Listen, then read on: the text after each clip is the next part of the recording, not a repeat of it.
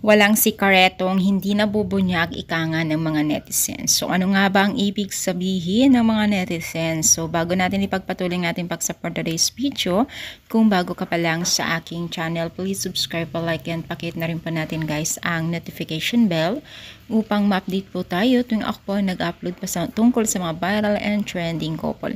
Alam niyo ba guys na marami pong sabi-sabi talaga at walang sikretong hindi nabubunyag, which is naniniwala naman tayo dyan kasi talagang wala naman po talagang sikretong na hindi nabubunyag. Lalo't pa man po kung ito ay makikita po natin sa totoong buhay na nagaganap.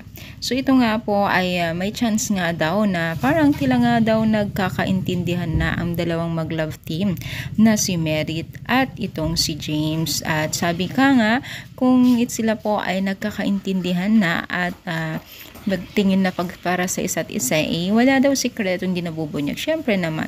At saka isa pa, kung magkaroon man ng time talaga or chance na sila talaga, talagang ikakatuwa po yan ng nakakarami. Lalong-lalo na po sa mga taga-supporters nila. Sino ba naman po ang hindi matutuwa kung totoo ay taga-supporters po tayo, diba?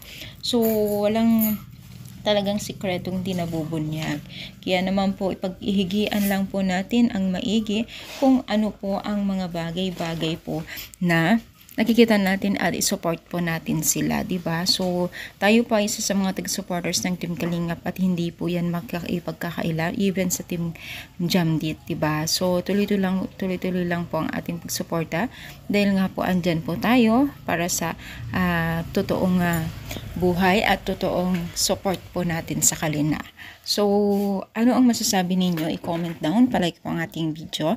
Thank you, more power. Syempre, and syempre guys, support din talaga natin ang lahat ng Team Kalingap.